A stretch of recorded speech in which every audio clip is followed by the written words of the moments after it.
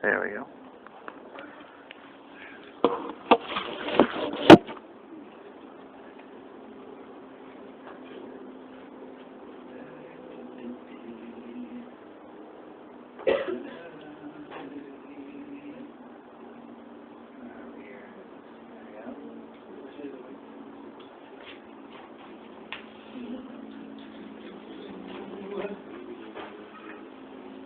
There we are.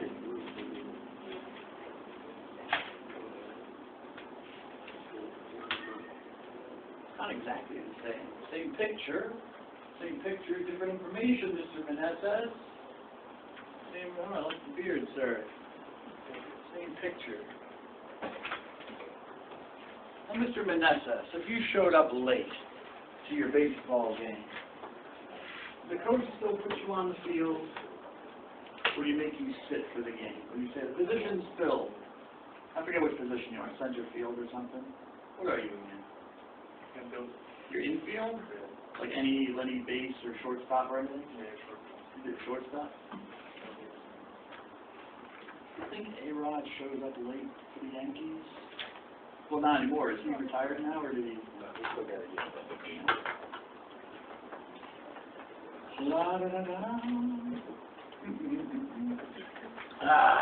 Okay. I'll finish this up today, God willing. Please, Jesus. And make sure that you read the chapter on argument, because, as I've mentioned it several times already, I'll mention it again. The chapter on argument in the textbook. Which chapter is it? The chapter 4? Chapter 4? Okay. Read that, because I'll start that on Wednesday. And then when we come back after spring break, yay! Woo! Not even that gets a smile. What's wrong with you people? Next week. I have it marked right here, the 7th and the 9th of March. Just be prepared, because, remember we have 2 short papers on stuff we'll do in class. One of the things will be a video, one thing will be acted out. So, first paper will be on argument and the information on argument. So I read the chapter, so at least you can do the paper. I'm expecting that you've read the chapter, so that I can move on and do what I want to do for the assignment. I'll mention that again. So, definition, classification. All right, classification, we're kind of like beyond that, we're on to definitions. And I do change Kelly's principles a little bit, because I don't think that they're, I think the guy would read his own textbook. I think he would, be able to distinguish things a little bit better, but that's all right. Thank you, Holy God, that we're here. We give you praise and glory that we're here today. I think it's a nice day. This is the kind of weather I like. It could be darker and windier and rainier, but, it's okay. Thank you, Holy God, that we're here, that the baseball players come back safe and sound, Mr. Reeves come back safe, and incarcerate them, send them down to Cuba or something. Who knows? Who knows these days, Mr. You could end up in the jungles of Thailand. You never know. Rendition, because you went on the wrong website. So thank you, Jesus, that we're here, and please bless Ms. Simcoe as she takes the test. She will do well. That's always nice to see. Hair. Anyways, and please bless me as I teach this course. And remember, it is, I was in Walmart the other day, 28 days to Easter, which means we're almost halfway through Lent by about a week. So if you haven't done anything or want to do something, you can think about it. If you're a Christian or a Catholic, yes, I know I'm a version. Or if you are doing stuff, you can maybe knuckle down and do it better. If you decide to give something up and just slip a few times, promise yourself that I'll finally read that book of the Bible, that, just one book of the Bible maybe. A short one. Obadiah! Read Obadiah for Lent, Ms. Tavares. It's like one page. One I'll give you a really easy one, Mr. Clark. The third letter of John. Third letter of John. Just read it for one. You've read a book of the Bible. Woo-hoo! But nevertheless, I'm sure that the Lord is a merciful Lord and will not turn you away, even if you do nothing. He won't turn you away from the banquet at the end. Thank you, Jesus, for being that way, being merciful. So the first principle, I like how you braided your hair. Very nice. I meant to mention it last time. The first principle, Mr. Clark, that Kelly identifies as mutually exclusive. Mutually exclusive. Come back to the recording so I don't have to yell. I separate that out from his next one. He said the definition should be mutually exclusive, but what's the next thing that a definition should be? Mr. Brito? It should be mutually exclusive and this is from the textbook. You should have read this already. Man, I've been beating this dead horse. We got to get out of this chapter into another chapter. See, she's looking. She's looking. You know, it's not like to embarrass you. It's not a pop quiz. You can look at notes that you've taken off the textbook, right, Mr. Kaiser? Sure. You know, whenever you say sure, I really think you mean no. Because you say, I'll say, hey, Mr. Kaiser, it's a beautiful day, isn't it? Sure. Anything, is he like this? He like anything, if he doesn't like something, he'll say, he'll agree with you, but you know, behind it, there's the no. No, I like how you did your hair, very nicely. Very nice, cute, change of pace. Ms. Let's see, who else we have here? Okay, Nafy. Looks like you got a haircut too. Good, sir. So when you wear your baseball cap, no one can tell if you've got a shaved head or you've got hair, you know? You're like throwing them a curveball, right? No pun intended, you know? Yeah. All right, sir, what do we got? What? Mutually... mutually exclusive and what, sir? And what?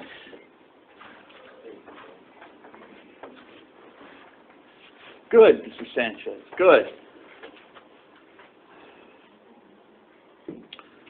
La-da-da-dee. Ms. Robertson?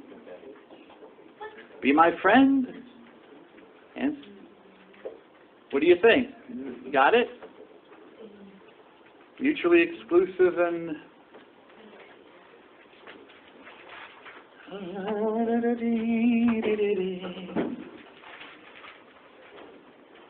No? Not finding it? Vague. Huh? Vague. What's vague?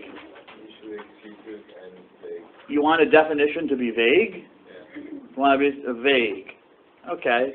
So, like when you're out there on the field, I forget your position again. No, you're a pitcher, aren't you? Yeah. And the coach says, throw him a pitch, or the catcher gives you some signal and just says, throw him a pitch. That's good for you. That's a good definition of a pitch. You're just throwing the ball at the guy. You wouldn't say, excuse me, what kind of pitch? Slurve? Off-speed? Vulcan grip? Fastball? Changeup? Curveball? High speed? High fastball? Low fastball? So it shouldn't be broad. Probably vague is not a good definition for a definition. You want specificity. You want to know what kind of pitch you're supposed to be throwing to the batter. It would be helpful to know, you know, because if a batter can't hit curveballs, it'd be nice to know avoid throwing, you know, something else, you know, throwing curveballs because you have the advantage. Mr. Brito seems to leave a lot, doesn't he?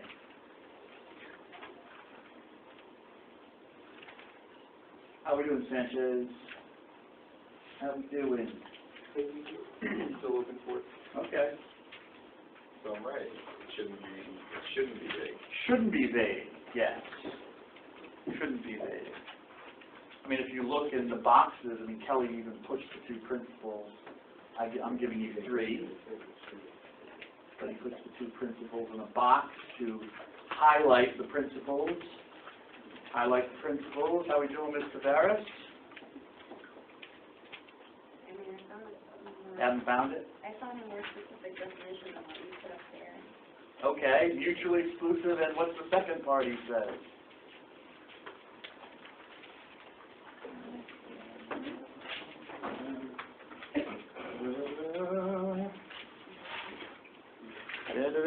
So she even highlights. Here, Miss, may I take a look?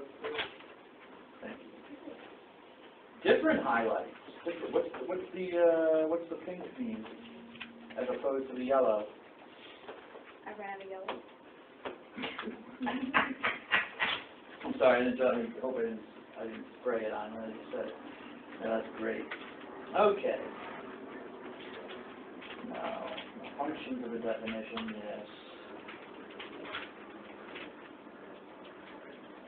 31, 32, 3, 34. I haven't gotten there yet, have I? Am I still in? Oh, I'm sorry, I'm in the wrong chapter. I'm still in classification? You really look real stupid. And again, Mr. President, train is left side station.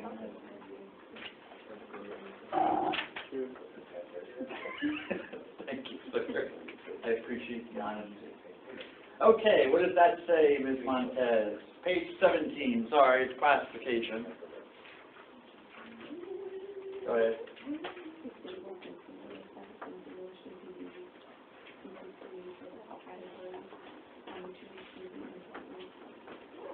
Okay, so we have mutual exclusivity, and we have joint exhaustiveness, exhaustion.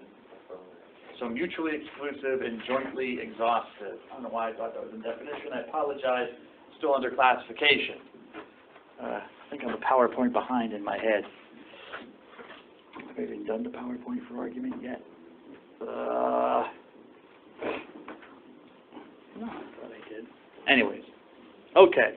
I just give you the Latin here. You know, I like to, kind of break down to parse words. Mutuus, which it means basically borrowed or exchanged. Borrowed or exchanged, to be mutual.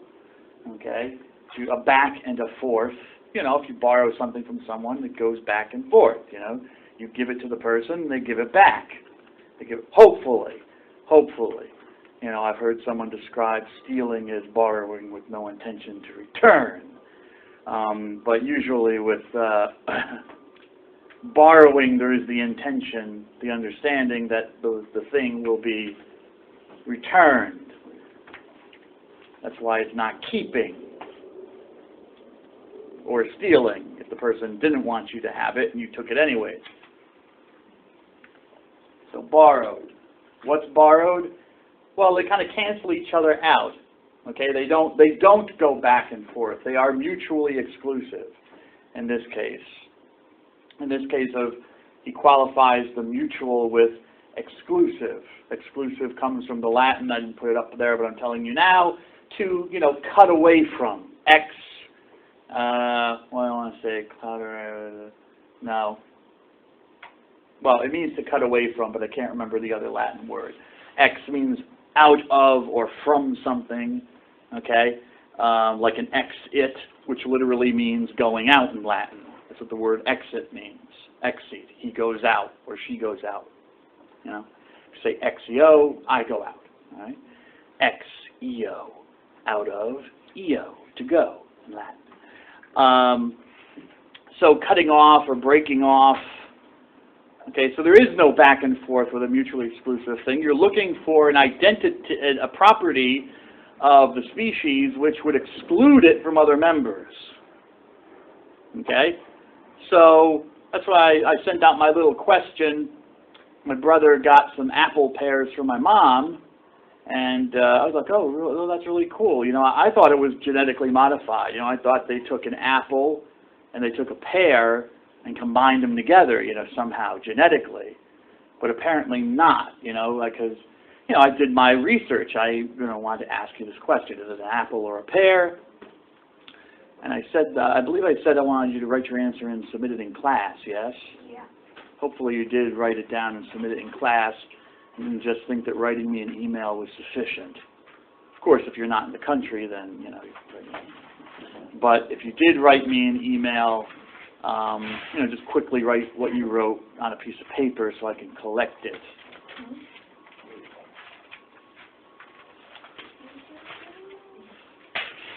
What did I just say, Mr. Meneses? Tell Mr. Brito what I just said, please. I'm trying to understand what you're saying. I know what you're saying. You want me to write down what? Apple pear. Apple pear. Also known as the Japanese pear, or the Japanese apple pear, also known as the nashi pear, also known as the Chinese pear. Why? Because it's apparently native to the region of China, Japan, and Korea. Why is it called an apple pear? Because it looks like an apple. Looks like an apple. As it does, as I showed you in the picture. That was pointing at it like, is it an apple? Or is it a pear? What? That's what I wrote about, just facial expression. Yeah, my mom took the picture, so shout out to her. And she helped me along, because my first couple ones, didn't go so well, and then she kind of directed me and said, is it an apple or is it a pear? Well, what did I do? I went on to Wikipedia and I looked up. Well, where would you have gone, sir? School me. Huh? Google. Google is better than looking it up on Wikipedia. There she is. Holla. Hey. Hey, lady. Good morning. Good afternoon. Holla. It's not good. No, it's not afternoon yet. You beat the noon time. Good to see you, Ms. Louise-Ma. Good to see you too. Did you do the exit right? Write it down. Write it down on a piece of paper, please. You just I'm sorry? We'll just write it down on a piece of paper. Would I do something like that? Yeah, right. Remember that on the evaluation. Anyways, so is it a pear or is it not? Thank you. You got it? Write it down? How do you know whether it's an apple or a pear? Huh? Taste, shape, okay.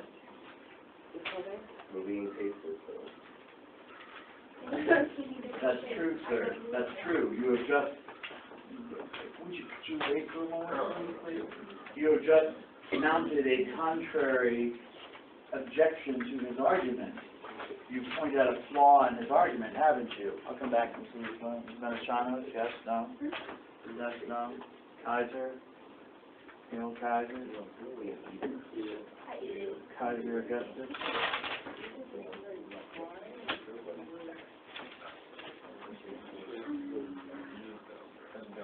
Why would you teach you to just like leave me out back here kicking my 12-1 like you'd be stomping your Montez? Are you ready to get down? You done?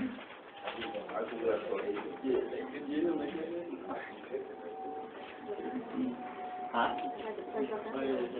Oh, really?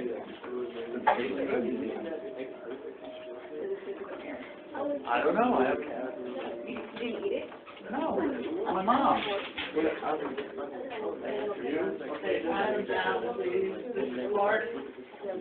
If you got some more, pass it down. Pass it down. Got you. Is the texture like an apple? You know how there's It really doesn't get much easier, you know? Yeah, it's good. Now, you probably will not get full credit because I don't think any one of you has answered why.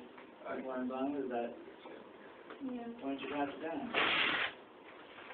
Ritto, that's fast, Mrs. Ritto.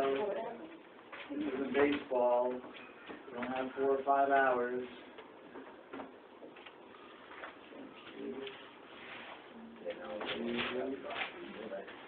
That's very easy.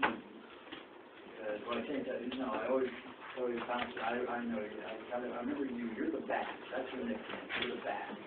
But you left the city, scored on the like in the last minutes of the game. You know, it's high. You know, and we'll make my team and go through.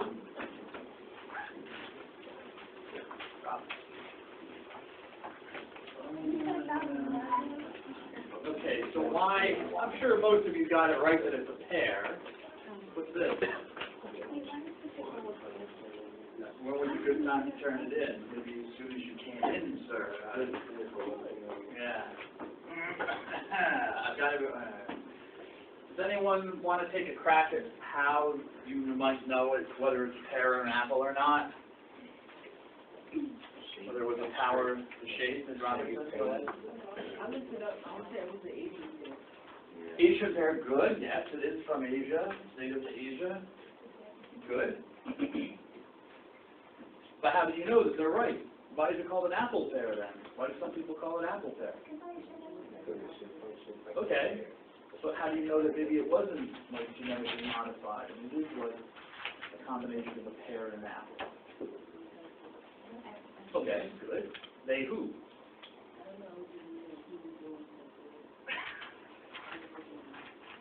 The taste. Where'd you get it? Where'd I get it from? I'm my brother. He bought it from somewhere. Bought it from China. Huh?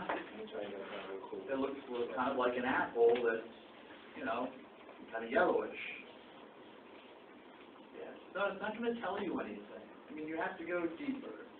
What I did was I went on Wikipedia, I looked up pear, I looked up apple, and then I went down the list. Kingdom, phylum, class. And for most of the list, actually, interestingly enough, well, not for most of the list, I shouldn't say that, but for some of the list, apples and pears were right along with each other. There's the kingdom plantae, you know, they have Mont Euro, some Greek, you know, anyways, but they shared some traits, but as you got further on, then they broke off into Malus, which is apple, and into the genus of Malus, into the genus of Pyrrhus, pear, Pyrrhus, or pear, you know, and what distinguishes them? Well, not taste, not, you know, not the way they look, because it looks like an apple. That's why people looked at it, Europeans said, oh, apple pear, you know. Not necessarily because of where it comes from, all right, but you have to do studies of, well, you have to bring a lot of things into question. How does the thing fruit? Okay, does it have seeds or not? Does it not have seeds? All right, does it fruit from a tree or a bush, or what kind of plant does it come from? All right, shape might be another factor. Yes, shape. And the way, you know, whether it has like a skin or not, like apples have a, whatchamacallit. I know I'm saying skin, but that's wrong. What do you call it? When you peel an apple, what are you peeling off? You peeling the skin? Yeah, that's what I think. Okay. Well, maybe, all right, fine. Sometimes I get Alzheimer-y, you know. How's that juice, sir? Very good. That orange juice or Apple pear juice. apple pear juice? Apple pear. Okay, so I look at what the scientists say, because if I look at that thing, I could say it was an apple. How would you say it wasn't an apple without doing scientific research on it? So mutually exclusive. Okay, we have to get deeper. If I only went from the kingdom level, or that level where it's plantae, they're both plants, okay, but that's too broad. We have to find something that mutually excludes these two things. It's an apple pear, but it's not a pear, or it's not an apple. It's a pear that looks like an apple. An orca is not a killer whale. It's a porpoise that, well, people say is a whale, because they think it, because it's in the ocean, It's a similar type of thing. So you want, remember that as an example. Mutual exclusivity. We want to find something in the identity which will exclude all the other members.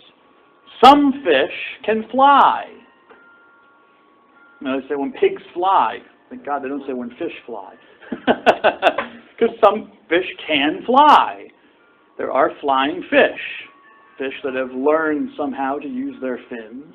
Write this down. Make sure. Use their fins to, for brief periods, fly through the air. But we don't say they're birds. Why aren't they birds if they're birds if they can fly?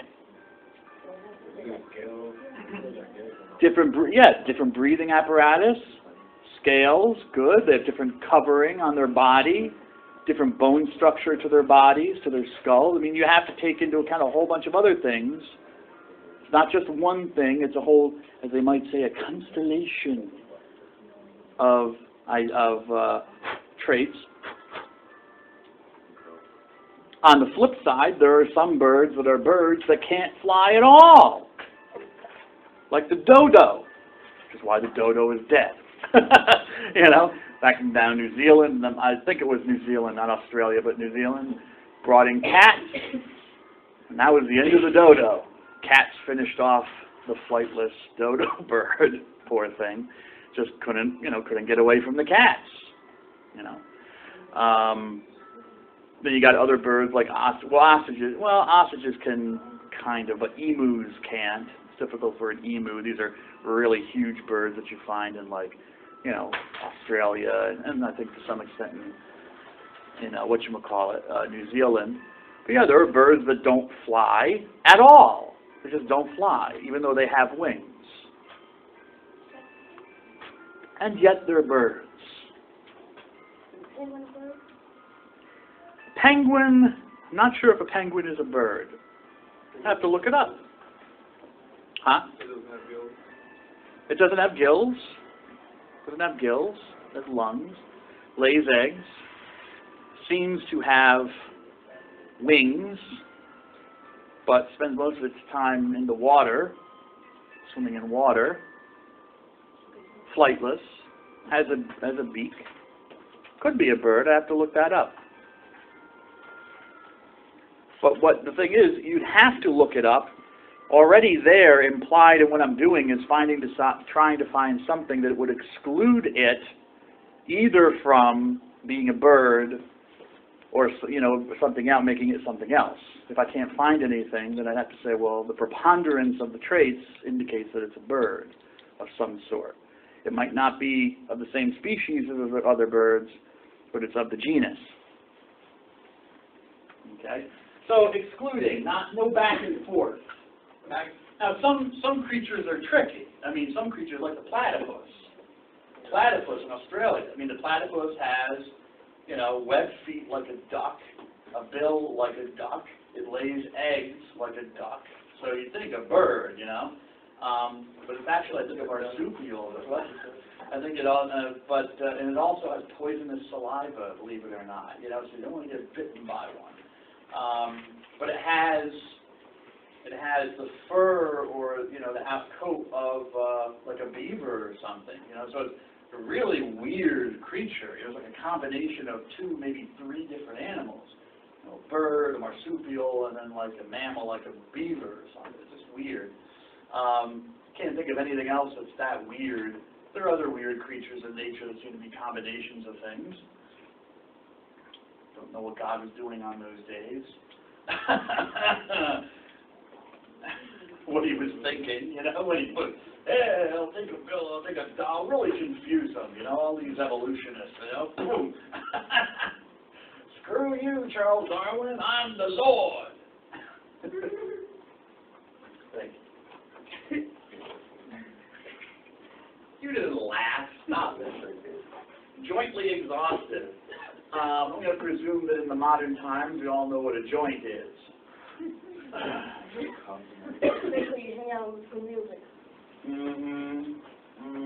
When you're sick, Ms. Nelson, when you're sick, remember, only sick people need marijuana nowadays. No one else. And the only mode of getting the marijuana into your body is through the lungs and the esophagus, you know. I always love that, you know, treat someone's pain by giving them cancer. Yeah, don't smoke because it will give you mouth cancer. See those commercials for New York City and they show you all the people with their like throats ripped out from cancer? You smoke, you'll be like me. But if you're in a lot of pain, go to the marijuana clinic. They'll give you touchies all day long.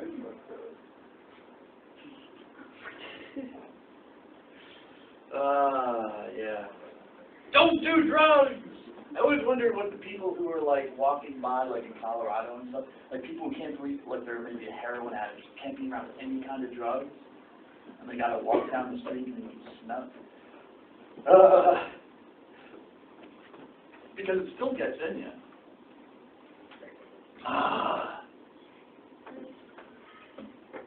Jointly exhausted.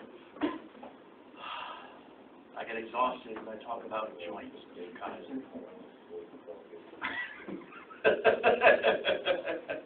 Okay, so jointly exhaustive. Okay, we want to make sure not just that we're finding traits that it will exclude one part of a species from another in our classification, but what else are we doing? Oh, all species taken together must cover all the objects of the genus. So we have to do two things. We have to exclude it from others, so we know this is an apple pear or a nashi pear or a Japanese pear or an Asian pear, and that it includes all of these apple pears or Asian pears or whatever. So, you know, if we find, for example, an Asian pear that, like the flesh inside is red or something, well, then we might have a subspecies, jointly exhausted. We now have to exclude that from the whole species of, say, an Asian pear because there's something very different now about it. Like blood oranges. They're oranges, but they're red inside. Okay, they're different. You can't say it's a regular type orange. Now you have a different species within a species. Why does that happen?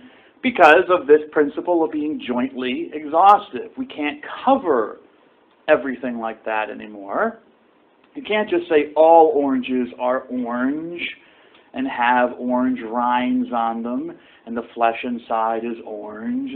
You can't, because they're not. You know, you go to the Stop and Shop and you just go to the fruit section and you'll see, you know, blood oranges, but you can't also say all oranges are the same size, you know, same texture, you know, there are differences, which means that we have to even specify further how we're classifying things. Language. Well, okay, yeah, I put this down. It's just a fancy way of saying nothing should lie outside of the genus. That's kind of like the sense I got when I was reading Kelly in the textbook. For everything that he was saying, and I'm not trying to be disrespectful here, I'm just saying for all of his verbiage, for all of the words, it really was just a long, kind of fancy-ish way of saying nothing should lie outside of the genus, you know, or even the species. You know, if you're going to designate something a plant, okay, it should be like fully a plant. You know, it's not, you know, like a plant with a backbone or something like that. Remember chordata, or a plant with a brain that thinks. You know, then it's something different. It's not a plant anymore. Otherwise, everything's a plant. You know, and the definition can mean anything you want it to be. Okay, if there's no specificity. Language. In order for it to be a proper classification, it has to cover everything. It has to cover everything that's included in this concept. So not just actual languages, Greek, Spanish, Portuguese, English, German, Swahili, Arabic, some of the languages some people are familiar with in the class, maybe some others people don't want to tell me about, Italian, et cetera, and so forth. Okay, those are actual languages, Navajo, okay, sign language. But now we come to something different. Okay? Why is because sign language is not, you don't speak it, you don't write it, and yet all those other languages I just mentioned, one thing that binds them together is that they're spoken and they're written. But sign language is the communication. You're using parts of your body to communicate ideas and words. Is that a language? Yes. How do you know that? Why would you classify it as a language? It's a way that deaf people communicate. So, you can communicate with, what makes it a language, though? It's their way of speaking. I mean, a deaf person could simply draw pictures, Their language. Draw a happy face when you're happy, a mad face when you're mad, draw a piece of food if you're hungry. How is that not art rather than language?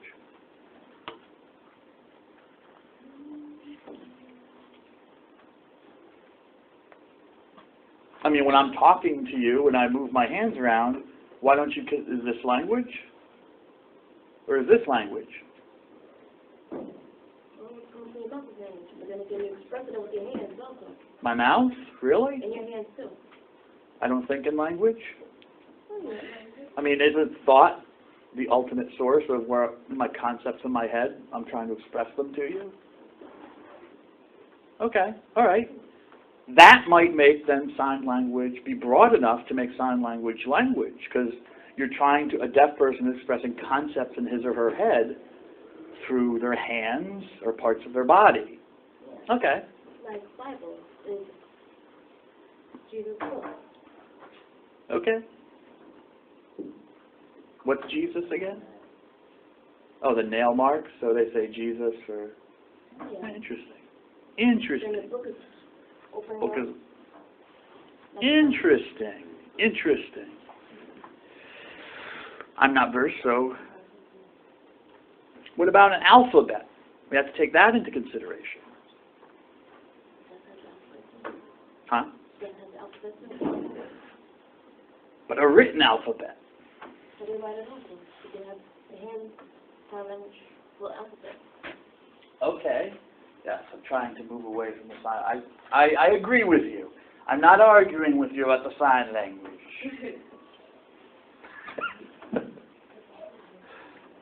But let's say, someone just, like I wrote on the board. Why do those lines on the board mean anything to you? Everyone agree on the definition? Huh? Everyone agrees with it has meaning? Everyone agrees that it has a meaning? Yes, Mr. Britto? It has a definition.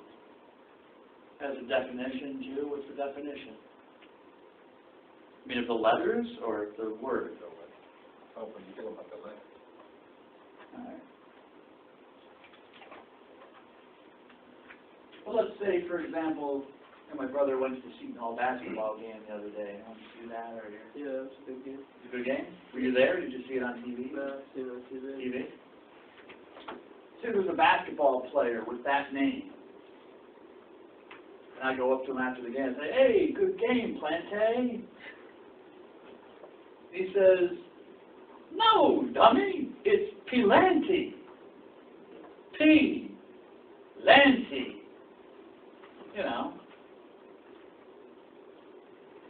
How do you know the P is not separate? How do you know it's pl?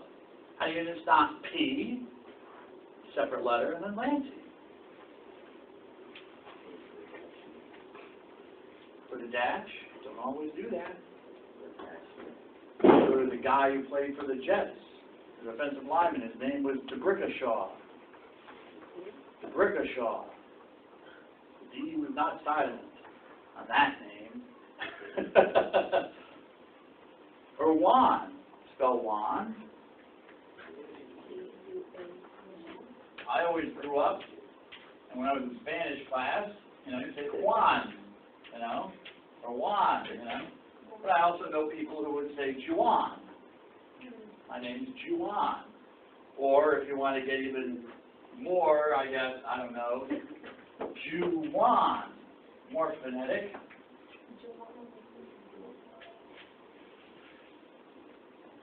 Why is the W in there? They're trying to express the pronunciation, the movement of my lips. When I say the word, some people say Juan, Juan, but in Spanish, the J, people don't agree that this is a J. In Spanish, it's a Hua, it's a H. And with your ancestors in Portugal, it is a J. And this is an U, not an And it's an, and I'm just trying to show alphabet, okay? But, I mean, I could just as easily, come up here, and say that's John. That's the name John. That means that I just drew that. It's absolutely nothing.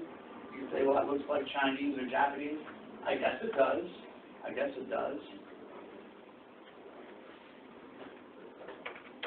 Okay. Even do it this way. My name Matthew. One of these days, I'm going to, as a protest against the faulty spelling of our generation, I'm just going to spell my name like this.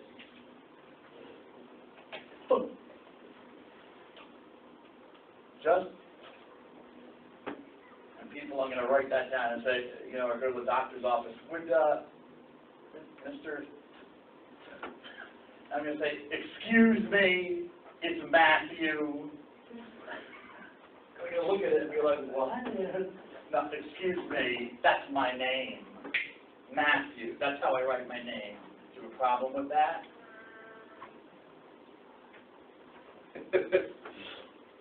So language, okay? Alphabets are communicating. So that comes under it. So it's not just speaking, it's writing as well. Written things. Music, though, what about music? Music uses words, language, I'm expressing concepts in my head through sound. Even to some extent, music, one could say music has an alphabet, has a writing system. But it's not classified as a language.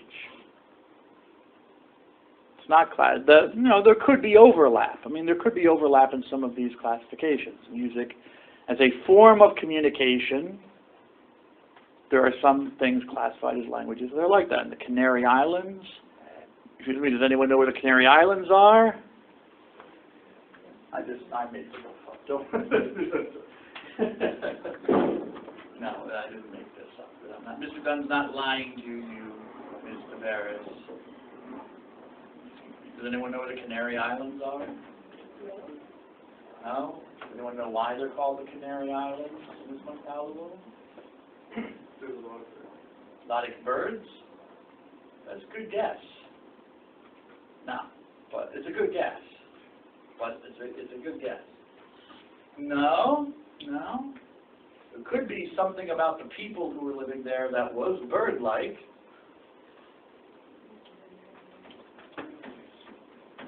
The birdmen of the Canary Islands. Oh! There they are. They are nice. Owned by Spain. Speak Spanish there now, but when Europeans first encountered them, the people on the islands were known for having a whistling language, which sounded very much like birds tweeting. But they would whistle. And so they called it the Canary Islands, because it sounded like canary birds tweeting. They whistle to each other. See where it is? In the world, right there off of Africa. Morocco. I'm thinking of applying for a job there, but we'll see what happens. I love that. I love kind of like Moroccan food. It's not as good as Indian food, but I love that kind of Middle Eastern type cuisine. Very nice. Very nice. But we'll have to see what happens. Anywho, so that's where the Canary Islands are. They're out there in the Atlantic Ocean, right off the coast of Africa. Another set of islands off there as well called the Azores, which you can see them as well. The Azores are owned by Portugal. I don't think they're independent. I think they're still under Portugal. Anywho. So that's kind of a musical language. What makes it a language, I guess, would be that it is trying to directly express concepts and ideas in your mind. Although we do use music for that. So maybe we're looking for something else. Maybe there's just something that I'm missing here. People have tried to use music as a form of communication. People try to create languages. They're called constructed languages. And this was an example. This is an example of an early one. I'm trying to highlight this. Of an early one by a Frenchman called Francois Soudre back in the 1800s. 1862 is when he died. Called Soul. Remember I was saying do, a deer, a female, using the scale of music to create words. I just happened to find this on YouTube of people putting it into practice for Romeo and Juliet. Let's see what we got here.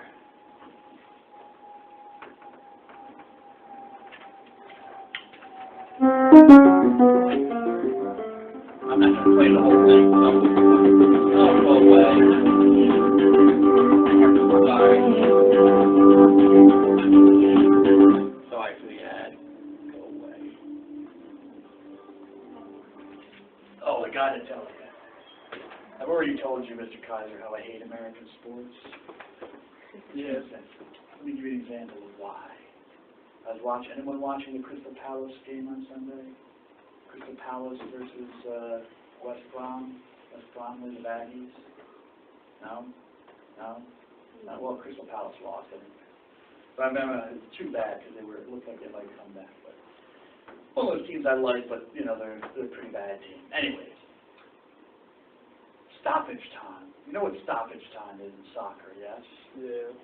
Well, not everyone does. What is it, Mr. Kaiser? It's like if the ball goes out of play or something, like the clock just keeps running, but then they like calculate how much time the ball's been like out of play or there's been like stoppage. Then like at the end they like add whatever it was. They add it on, yeah. We've had injuries or penalties, Yeah. just that the ball goes out of play. So about 4 or 5 minutes stoppage time, whatever. And I'm sitting there, actually I was folding laundry, kind of keep my eye on the game, fold the laundry. The announcer goes, and bringing to you Progressive Insurance stoppage time.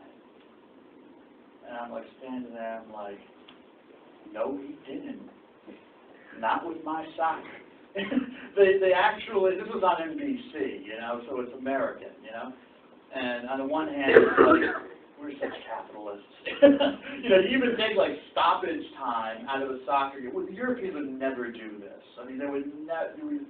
I mean, if you tried to do it, it would just be like an offense to the game. But yeah, we're brought to you, stoppage time has been brought to you by. The guy actually says announced that the 5 minutes of stoppage time ordered by the referee. I guess Progressive Insurance told the referee how many minutes, but they were sponsoring the stoppage. I digress. Mr. Dunn almost had a conniption. Well, I had a conniption, but you weren't there to see it.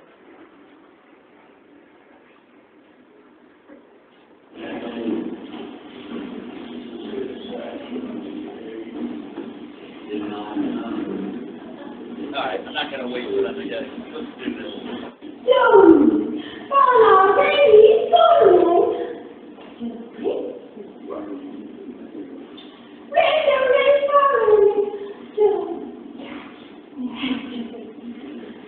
Bardo, very, very slow. Joey, Jojo, slow. Miguel, Migado.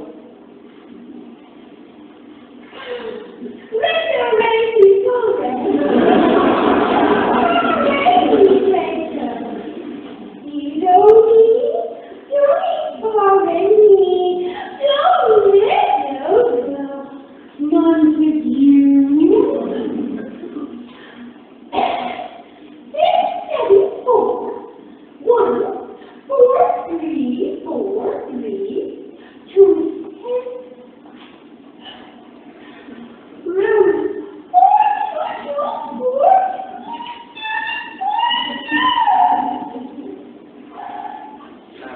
doing that. So pretty. Voila. Okay, so this is the famous scene from Romeo and Juliet where Romeo shows up, the famous balcony scene, wherefore art thou, Romeo, etc., and so forth. And this has been translated into Sudra's Soul Re Soul. Okay? So this was, this was like an experiment. Okay, this is not, But Soul Re Soul was real. I mean, Sudra proposed it as a way, actually as a way to help, like, learning disabled people and people who might have learning disabilities to communicate and stuff like that. So, I mean, he had a reason for doing it. But it was interesting because it was a language, it was very, extremely simple to learn. If you could do do, re, mi, fa, sol, everyone pretty much knew that from school that encountered it. It could be sung. So, you didn't even have to say it. You could write a song, and by just converting the octaves, you'd know what the person was saying, almost like a code. It's really a brilliant idea. Of course, it never caught on.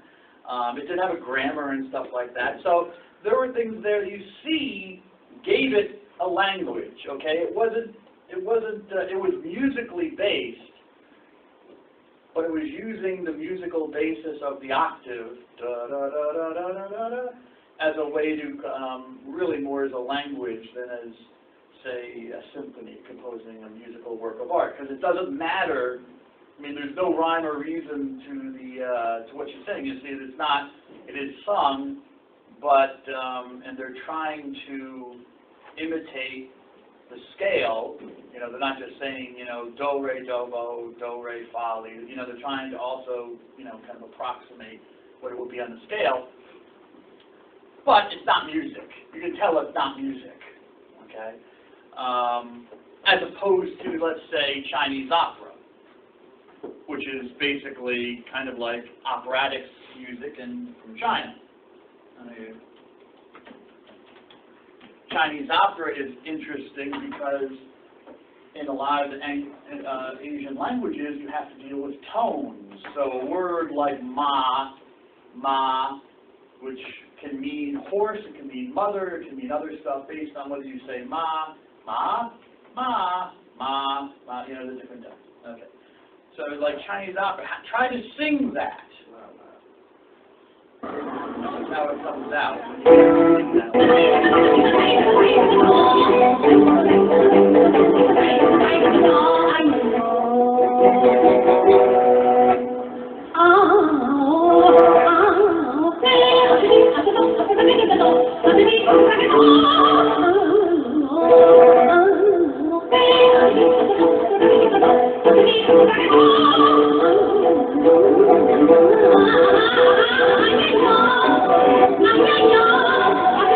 It's not so easy, is it? Because she not only has to try to follow the music, but she has to keep the tones of the words in Chinese so it makes sense. Okay, it's a little bit easier for us that don't have to deal with tones. But for me, it kind of sounds a little, to be honest, and maybe I guess it's a cultural thing, it sounds a little odd. It's not my favorite form of music, but, I do have a CD of Chinese opera, and every now and then I bring it out and listen to it where it's not your head. So sometimes you do have that musical quality coming together with language, but it must be essential to it. Okay? It has to be, this musical quality is not essential to language. How do I know this? Because I'm not doing it, and yet I'm speaking, you'd say I'm speaking a language. I'm not speaking in tones. Well, actually, I kind of am in some ways. But our tones are not more for words, it's more for expression, like emphasis, that push of air when I want to emphasize a word in the sentence. Or if I ask a question, where are you going? Well, you don't really say it that anymore. But where are you going? People don't really say that, though. That little, how many days are in a week? People usually just say, how many days are in a week? It kind of goes down now. But there are plenty of languages that do, African languages, Scandinavian languages like Swedish have all sorts of tonal qualities to their languages. So it is a part, but it's not essential because not everyone does it. Japanese and Korean are known for being toneless. You know, if you ever listen to a person speak Japanese, you know, it sounds, you know, very monotone. Okay, there's really no accent in Japanese, and no tone. The same thing with Korean. In Korean, there's no tone. There's no accent. There's no up or down. Hence, in like languages like Korean, they've developed ways of expressing. Like, how do you know if someone's asking a question? You know, they add, they're called particles. They add little question words on. You know, I think ka is one of them. So, are you going out, ka? You know, well, are you going out, ka? Would be more the equivalent. You know, are you going out, ka? In English, and it adds something like that. You do that in Japanese and Korean to indicate. Whereas, in the same thing, you have a problem with that. Well, so essential. The principle has to be based on what's essential, essential attributes to what you're classifying. What does essential mean? It means a fundamental. The attribute is fundamental, and it makes the thing what it is. That might be something to write down. And why is it essential? Because it's fundamental. I'm not going to write it on the board. I don't want you looking at the clock. It's fundamental, Ms. Campbell. What does that mean? It's essential. It's fundamental. It makes the thing what it is. Music does not make language what it is. But you have to have some, well, also language doesn't make music what it is. Because you have languageless music. You know, Beethoven wrote a symphony without words. Why is it not called an opera, which has words? There you go. You know, an opera has words, you know. There are forms of music where words are an essential part of the music. There are forms of music where words are not. And so we specify them as different things. So it has to make the thing what it is. It has to be essential, part of its essence. Is it essential for all fish to swim and exist in water? Why do you say that, Ms. Louisma? Was that you or Ms. Louisma? I heard it from over here. I couldn't tell the voice, though. Ms. Louisma, why did you say no? There's fish. What did you say? That some fish fly, but they don't fly out of the water. They stay in the water. They might fly along the surface of the water, but eventually go back under. So is it essential for fish? Is it essential for a fish to swim in water? Really? No, not all fish swim. They don't. What do they do then? Hover? Walk? Penguins walk. Crunk? Penguins swim. It is essential. Is it essential for them to swim in water?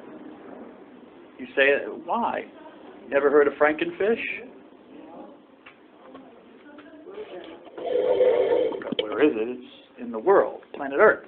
I hope I wrote it down. The mud skipper. Yes, I did. See, Mr. Dunn does his research. I look for things to eliminate. I ask myself the question, is it essential for all fish to swim in water? And I found an example of one that does not. Well, does not count. Mud skipper. Mud skipper. That's a real thing. That is a real thing. Sometimes people call it Frankenfish. Why is it called a mud skipper? Because this type of fish can actually leave the water and move across pretty much dry ground. Not totally dry. It will die if it doesn't have some form of water and oxygen. For a few days. It can go for days. It can move across, you know. So they're called mud skippers. They skip across the mud. They move themselves. You can find this on the internet. We're not a fish. It isn't a fish, sir. It is a fish. It's not a lizard.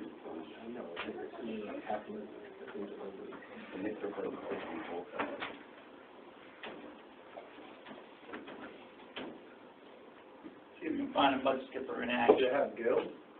It has gills, but it actually also breathes air. There are types of fish that breathe air and move the oxygen across their gills. There you go. There's our ancestor coming out of the muck. A fish that spends most of its life out at the sea. Oh, It can walk on land and breathe air. Its life is very different from that of That's fish. cute. You don't think that's cute? it looked like a smell. A fish out of water, maybe. But they thrive here in Japan. There you go. Of course, it's never here. It's always someplace inside. Yeah. May I, just for a moment? Sit on that one. I gotta take it away from this water. Smash these. I'm not going to it was the wrong business. Or put them away. Put them away. I'm not saying that. What I'm saying is, you know, when I grew up, if I wanted to find out something like this, I had to actually go to a library and dig out some book, and maybe it would have something on the mud skipper. Maybe a picture. A picture, mind you, not video. You know? Now we have technology. Technology. That's what I told you. You have technology, sir, and I would say that the generation, and I know because I'm past 40, so I'm gonna breach that gap and say your generation. I'm old enough. Holla, all right? We're old enough, baby. And this is like the gold. There should be a golden age of knowledge. Look at all the stuff you can find and learn about.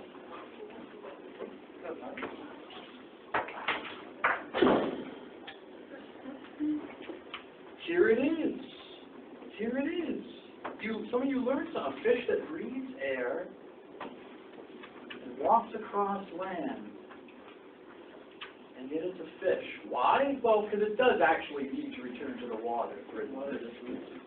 It does actually, I mean, it does have gills, not lungs. It can breathe air, but it still needs gills to breathe. It has gills, not lungs. So there's a difference.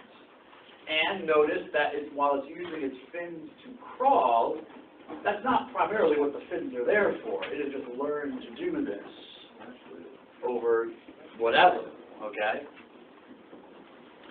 So is it requisite, is it required for a fish to swim in water? Probably so, because what makes it a fish and why is it not classified as an animal by biologists like us or like anything else that might crawl around, you know, or a penguin or something? Because a penguin might spend most of its time in the water, but it can't live there. I mean, it doesn't have gills. It has lungs and needs to breathe. Or it has to adapt. There are other animals like dolphins and porpoises, which, yes, you'd say, well, Mr. Dunn, isn't that contrary to what you said? Yeah, but they had to adapt. Huh? Well, they had to adapt. They live in the water, but they're not fish. Okay, they're different. Okay, so that's a question you could ask yourself. Is it essential for a duck to be in water, to swim? Why not? But why is it a duck? Why is it not a rooster? Why is it not a chicken? What makes it a duck as opposed to a chicken? You know, water might be part of it, but yeah, but water is probably not part of it. It's part of the duck's habitat. Now we get into habitat. Okay, so we find another way of classifying. Okay, I got you. Alrighty, I'll see you on Wednesday. God bless you all.